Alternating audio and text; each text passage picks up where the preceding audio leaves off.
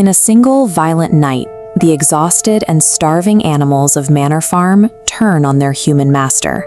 They chase him out the gate, lock it behind him, and write a new constitution on the barn wall. Their central law is simple: absolute equality for every animal on the farm. Years later, the animals who wrote those laws are carrying whips. They live in the farmhouse, sleep in the beds, and profit off the labor of the starving animals outside. The new leaders have become indistinguishable from the humans they once overthrew.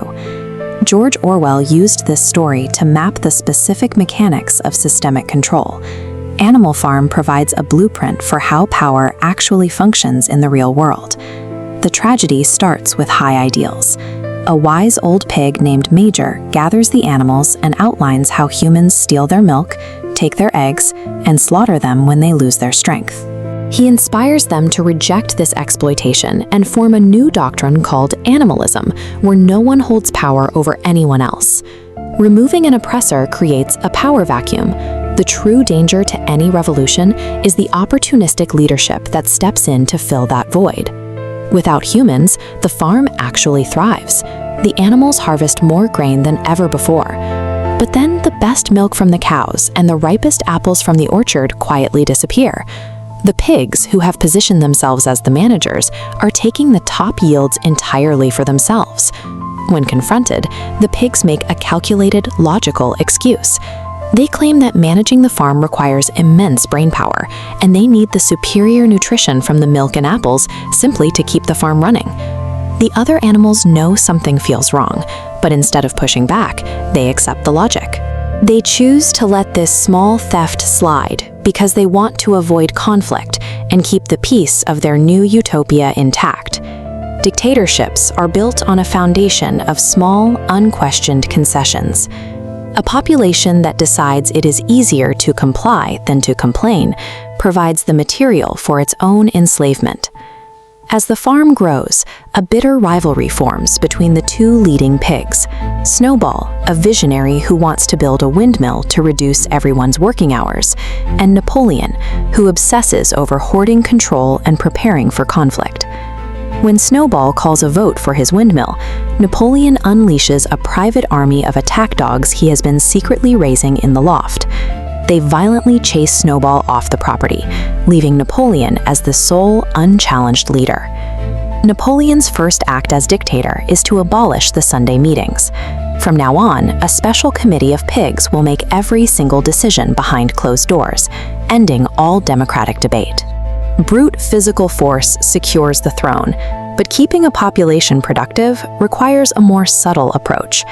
A leader must systematically rewire the psychology of the workers to prevent future uprisings. Napoleon initiates a strict psychological playbook, starting with the weaponization of fear.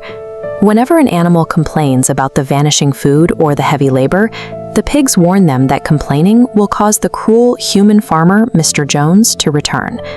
Next, they deploy gaslighting through repetition. Napoleon uses a highly persuasive pig named Squealer as his personal propaganda machine.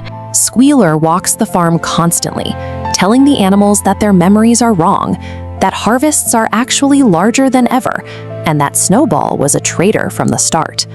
Third, Napoleon establishes unquestionable authority. He stops appearing in public casually. When he does walk the farm, he is flanked by his snarling dogs. A gun is fired on his birthday, and he awards himself grand military medals. Questioning his policy becomes an act of treason. Manufactured fear, false repetition, and imposing authority paralyze a population's ability to think critically. Eventually, the animals stop trusting their own eyes. To dismantle a society's moral code, you look for loopholes. This is the tactic of gradual compromise. The pigs never openly struck down the commandment against sleeping in human beds. They simply snuck out at night and added 2 words to the end of the rule: no sleeping in beds with sheets. The law remained, but the boundary warped just enough to favor the leadership. But the most destructive tool in the playbook is the exploitation of emotional loyalty. Boxer, the horse, is the strongest worker on the farm. His only response to every crisis is to repeat, "I will work harder," and Napoleon is always right. He pushes his body to the absolute limit, hauling stone for the windmill.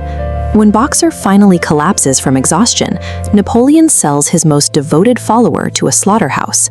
The money from the sale of the farm's most loyal worker is spent on a case of whiskey for the pigs.